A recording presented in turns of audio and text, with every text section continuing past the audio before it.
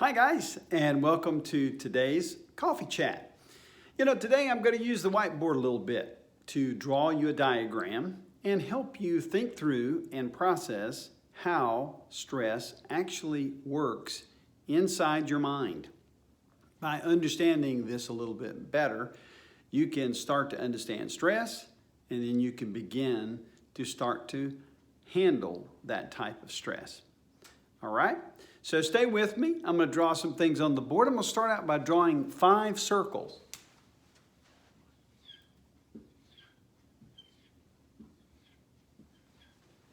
There's our 5 circles. Now I'm going to start labeling the circles, and I'm going to start on the right-hand side at the end of this process, and I'm going to move across to the left to where the process starts. Then I'll give you an illustration, and then I'll show you how this has to do with stress. At the end of this 5-step cycle are C for consequences. There are consequences of our thoughts, actions, feelings, and all those types of things. But right before there's a consequence, there's always an action or a behavior. And right before the action or behavior, we have some type of feelings or emotions happen. And before feelings and emotion happens, we have a thought. We'll call that squared. And before we have our thought to connect to the physical world, we have a trigger. This is what we call the thought trigger process. Okay? And so let me show you how this works, and then let me give you a quick example of how this works. First of all, there's all kinds of things happening out here in our world. And we sense our world through our senses. We have 5 of them, okay? And that information comes in to something that triggers a reaction. Something triggers in our minds. And when that something triggers on the outside world, we bring it in and we process it through a thought. This is where all this starts happening inside your mind to compare to the record, the subconscious mind. And we ask ourselves, have we ever seen anything like this before? Okay?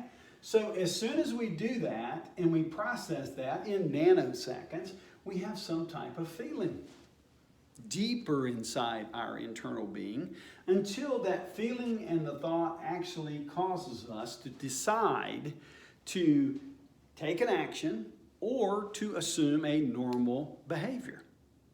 Out of that, whatever we do, good, bad, or indifferent, what happens are these consequences. So let me give you a little fun illustration of how this works. I'm walking down the street, and all of a sudden I'm passing a donut shop.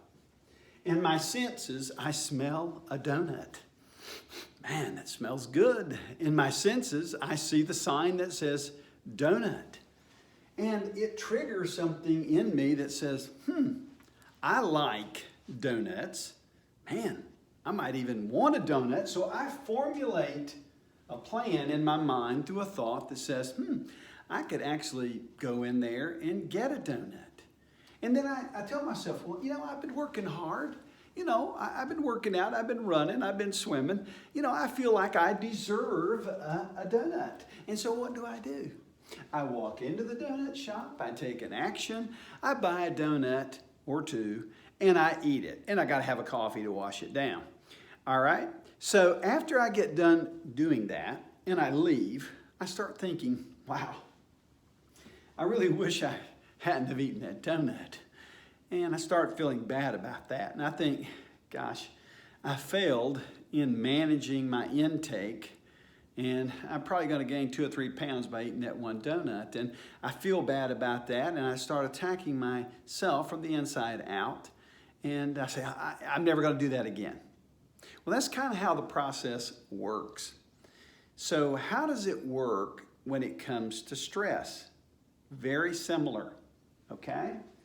Something in our world is happening, and it's causing our senses. Maybe it's extra work at work. Maybe it's a tight deadline.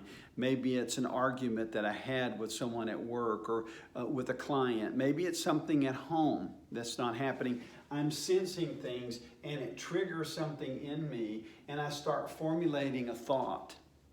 And that thought leads to my feelings. I feel overwhelmed. I feel stressed. I feel overloaded. I'm worried. I'm concerned. These are all the kinds of things that are happening in our emotions. And then it causes me to take a particular action, or I establish over a period of time habits and behaviors, and they lead to consequences. Now, this can happen in a good way, and this can happen in a bad way. But it's important for you to understand that when you're experiencing stress, this is the pattern that we normally follow. And the good news is that you can overcome this pattern. If the consequences are bad or negative or not what you want, then I would encourage you to turn those bad consequences into good consequences. And there's a way to do that. And to learn that, you'll have to come back next week to next week's Coffee Chat. Thanks for letting me draw here on the whiteboard and explain some things to you. If you have questions, you can always email a coach@doinggoodAtWork.com, and someone will respond to your email. Thanks. Until next week, keep doing good and stay head above water. Keep breathing. And thank you for being a part of the Doing Good at Work family.